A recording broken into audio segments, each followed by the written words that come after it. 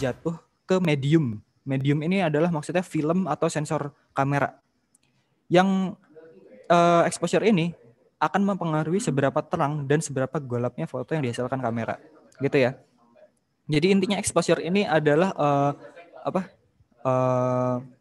yang mengatur seberapa banyak sih atau seberapa sedikit sih cahaya masuk kamera kalian, dan itu akan berefek ke gelap atau terangnya foto yang dihasilkan oleh kamera kalian. Nah, untuk memahami exposure ini, kita juga harus paham dulu nih elemen yang mengatur si exposure ini. Apa tuh namanya? Jadi yang mengatur elemen yang ada di exposure ini namanya adalah triangle exposure atau exposure triangle atau segitiga pencahayaan. Jadi ini apa sih sebenarnya? Jadi segitiga pencahayaan atau exposure triangle adalah istilah umum tentang cara yang digunakan untuk mengasosiasikan 3 variabel penentu pencahayaan sebuah foto. 3 hal tersebut yang ada di segitiga ini adalah aperture, shutter speed, dan ISO. Bisa teman-teman lihat ini ada skema segitiga triangle, segitiga exposure ini. Di sini ada aperture, terus ada shutter speed, dan di bawah ini yang biru ada ISO.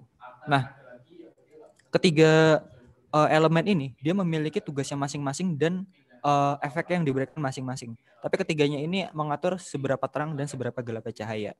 Aperture dia mengatur seberapa blur gambar kalian, background gambar kalian, dan mengisolasi subjek kalian. Shutter speed itu dia mengatur seberapa cepat kamera kalian mengambil gambar, dan ISO mengatur seberapa sensitif kamera kalian terhadap cahaya.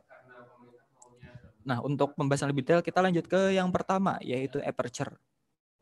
Nah, aperture ini apa sih sebenarnya? Jadi kalau misalnya teman-teman pernah lihat mata teman-teman di depan cermin, terus dilihat dengan jelas nih, dilihat dengan seksama, di tengah mata teman-teman, di area warna mata teman-teman mungkin warnanya coklat atau mungkin warnanya hitam, ada lubang kecil di mata kalian.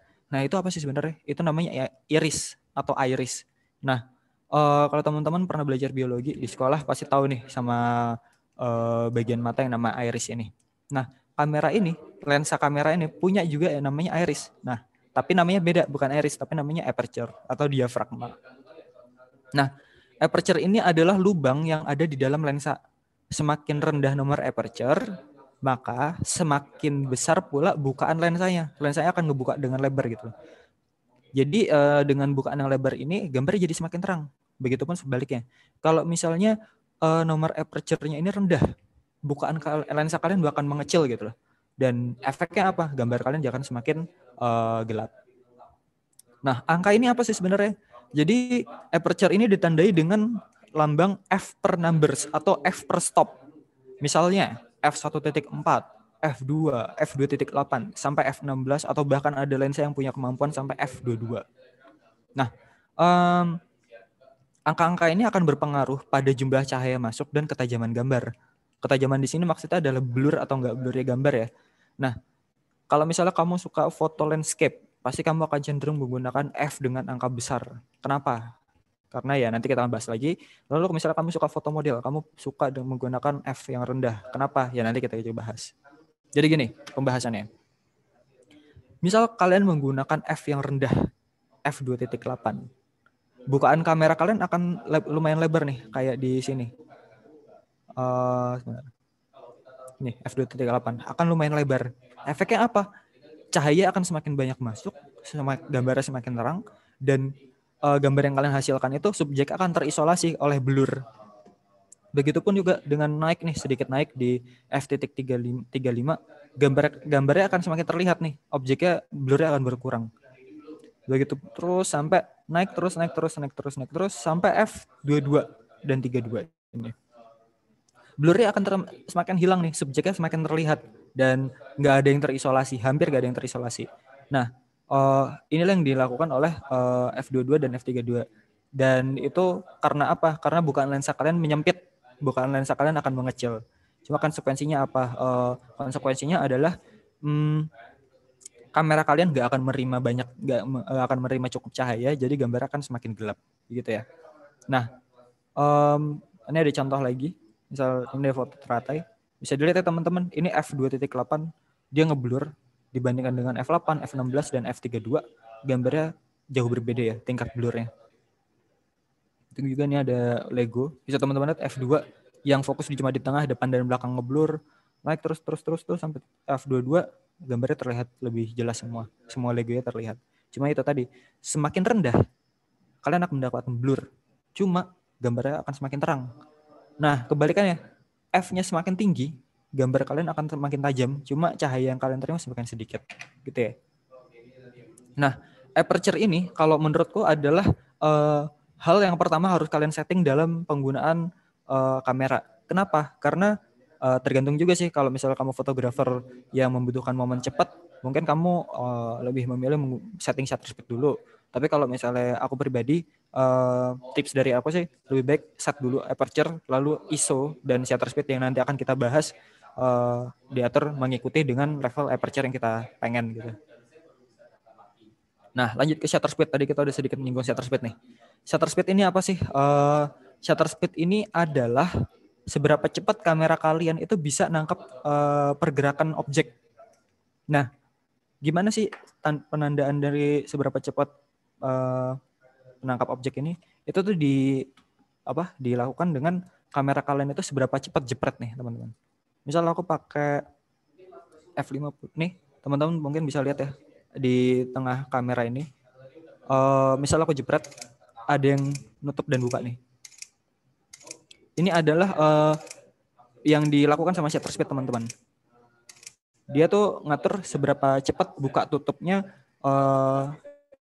si rana yang sensor kamera kalian. Nah, semakin cepat si gambar yang kalian hasilkan itu akan semakin tajam, nggak ada motion blur sama sekali. Nah, perlambangannya itu apa sih? Jadi shutter speed ini dilambangkan dengan detik, teman-teman.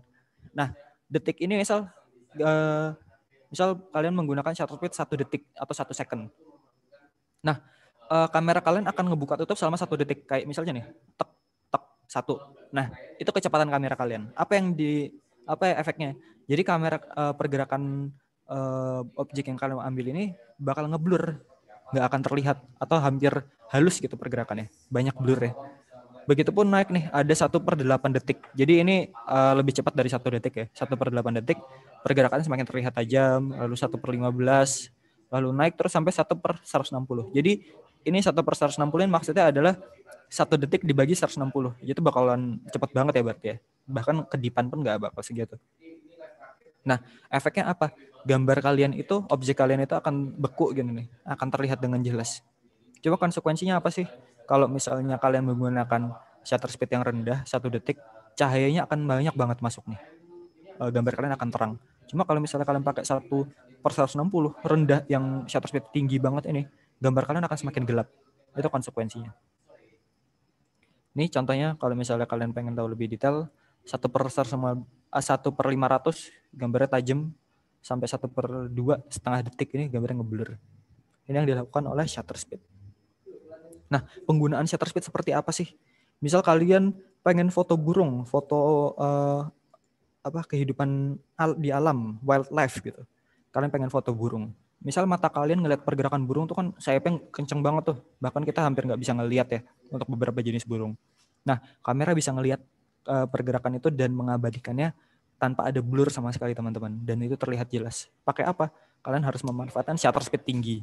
Nah, shutter speed tinggi ini membuat kamera kalian mampu menangkap pergerakan burung ini dengan jelas. Terus kenapa shutter speed rendah itu diciptakan? Nah, shutter speed rendah ini diciptakan untuk mendapatkan cahaya yang lebih banyak dan menghasilkan gambar yang lebih terang, serta kalian bisa ngejar motion blur yang lumayan panjang, teman-teman.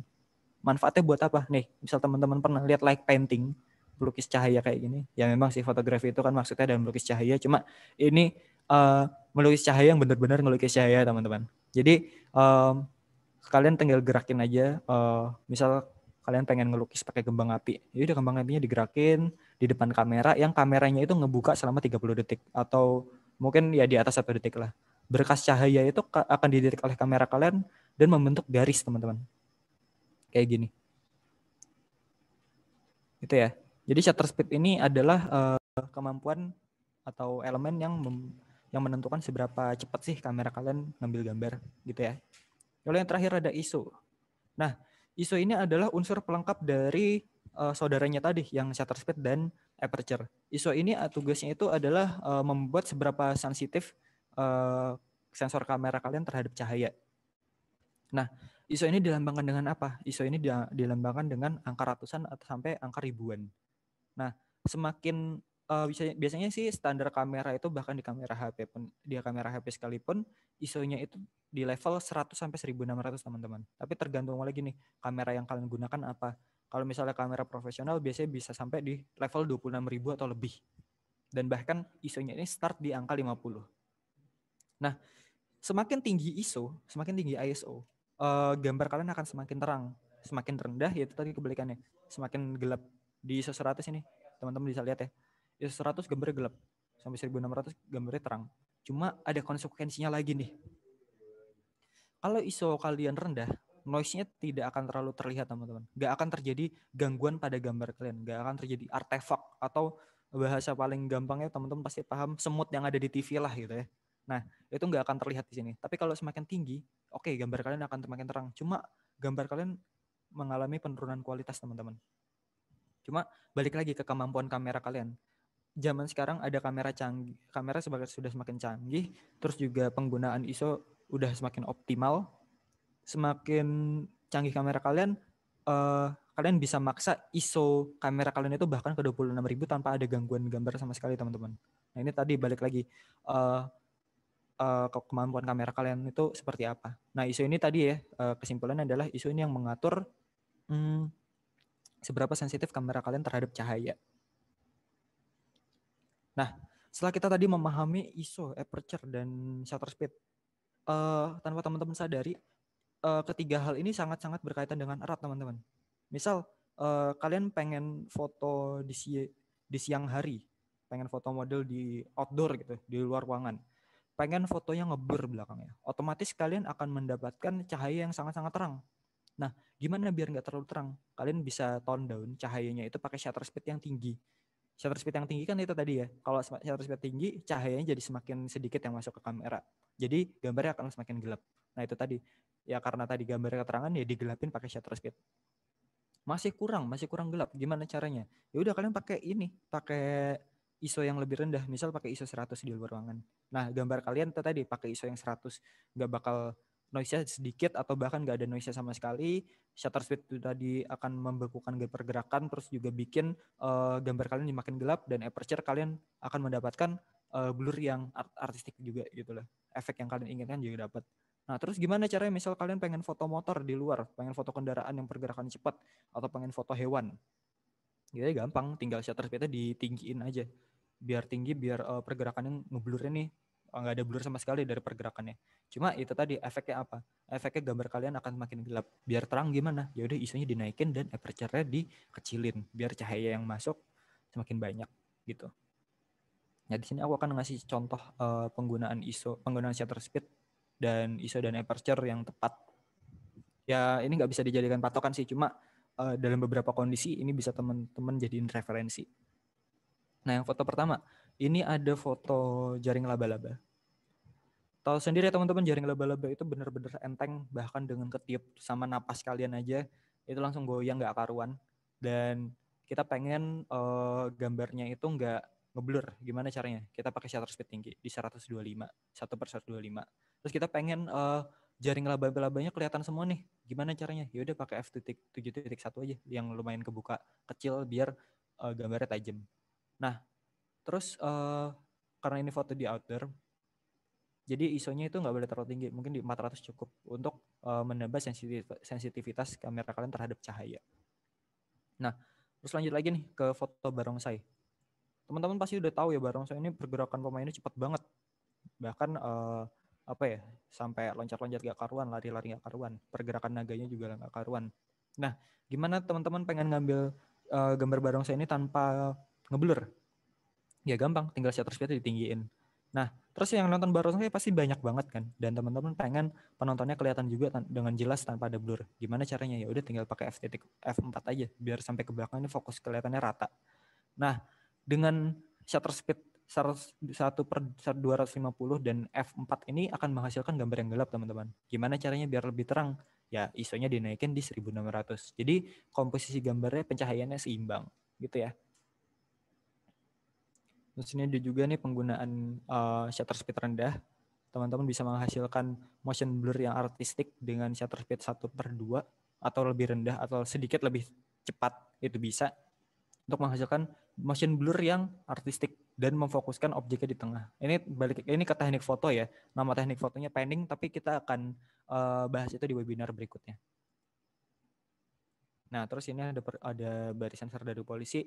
Tahu sendiri teman-teman, polisi ini pergerakannya larinya juga lumayan cepat, dan gimana caranya biar nggak ngeblur kakinya? Ya gampang, tinggal pakai shutter speed tinggi di 1/250. Lalu teman-teman pengen polisinya kelihatan sampai belakang nih tanpa ada blur. Ya udah, tinggal pakai f.4.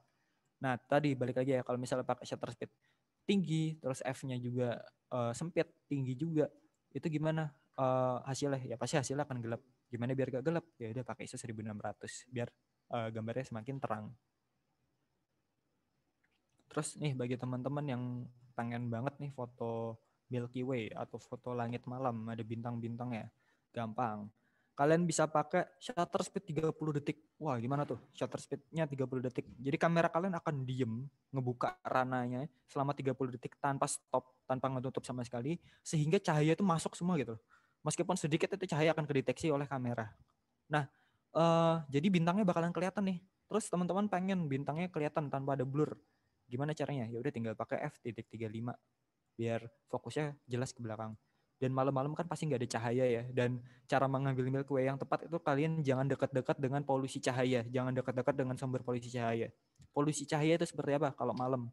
Misal lampu taman, terus misal lampu kota, terus misal lampu kendaraan. Itu polusi cahaya teman-teman.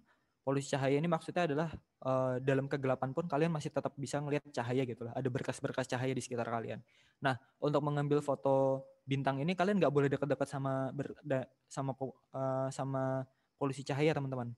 Kalian harus cari tempat yang sepi, tempat yang benar-benar gelap, terus arahin kamera kalian ke atas dan kalian akan menemukan bintang di situ. Nah, yang terakhir ini ada foto konser. Ini teman-teman bisa lihat ya, menggunakan shutter speed 4 untuk foto konser dan f4 untuk foto konser juga, dan ISO 800 untuk foto konser.